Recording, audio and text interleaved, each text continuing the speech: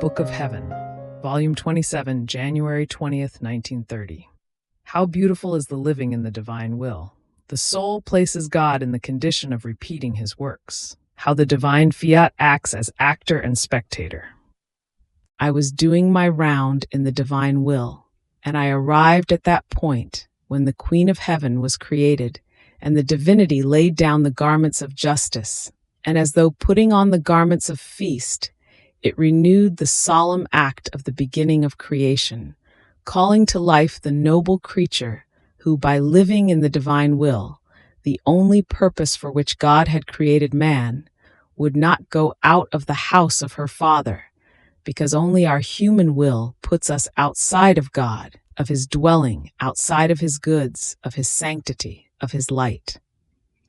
In creating the Holy Virgin, God resumed the feasts of creation, his sweet smiles, his holy conversations with the creature, and he overflowed with love so much that immediately he made her queen of the whole universe, commanding everything and everyone to honor her as such, and prostrate at her venerable feet, recognize her and sing her praises as queen.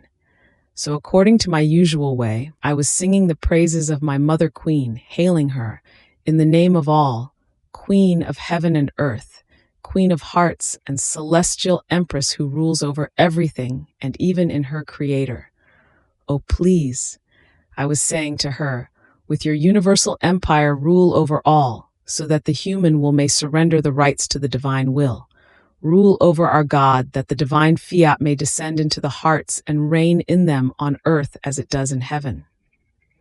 Now, while I was doing this, my sweet Jesus moved in my interior and united himself with me in singing the praises of the celestial Mama as queen, and clasping me to himself told me, "My daughter, how beautiful is the living in my divine will. It keeps as though present everything that has been done by God, and the creature finds everything that her Creator has done, and takes part in his works, and can render to her Creator the honors, the love, the glory of that act. It can be said that one who lives in our divine will places us in the condition of renewing our most beautiful works, and makes herself the renewer of our feasts. The creation of the Virgin says in clear notes what our divine will means and what it can do. As soon as it took possession of her virgin heart, we did not wait even 1 minute, but immediately we made her queen. It was our will that we were crowning in her, because it was not befitting for a creature who possessed our will not to have the crown of queen and the scepter of command. Our divine will wants to hold nothing back. It wants to give everything to one who lets it form its kingdom in her soul. Now you must know that just as you find present in the divine fiat the creation of the sovereign lady, and you sing her praises as queen, so did she find you present in the same divine fiat and heard your singing. The mama does not want to be outdone by the daughter. From that time she sang your praises to honor that divine will which was to possess you. And in order to requite your singing, how many times she calls the heavens, the sun, the angels, and everything to sing the praises of her little daughter who wants to live in that fiat which formed all her glory, her greatness, beauty, and happiness. Then I continued my abandonment in the divine fiat, and my sweet Jesus added, My daughter, when my divine will reigns in the soul, it takes on the acting and directing role within her. There is not one thing she does in which my divine will does not take on its first act in order to call its divine act upon the act of the creature. So, if she thinks, it forms his first thought and calls all the sanctity, the beauty, the order of the divine intelligence.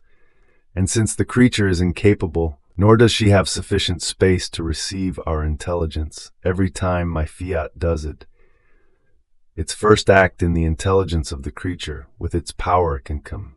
It keeps expanding her capacity so as to enclose new divine intelligence in the mind of the creature.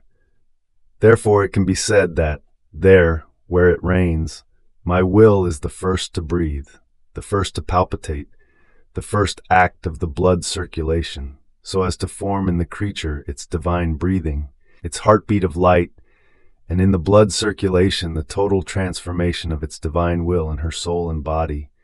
And while it does this, it gives the virtue to the creature and renders her capable of being able to breathe with the divine breath, palpitate with its heartbeat of light, and feel the whole of its divine life, more than blood, circulate in all her being. Therefore, wherever my will reigns, it is the continued actor that never ceases to operate. And making itself spectator, it delights in its divine scenes which it itself unfolds in the creature, and she lends her being like matter in its hands, to let it unfold the most beautiful and delightful scenes, which my fiat wants to do in the soul in whom my divine volition dominates and reigns.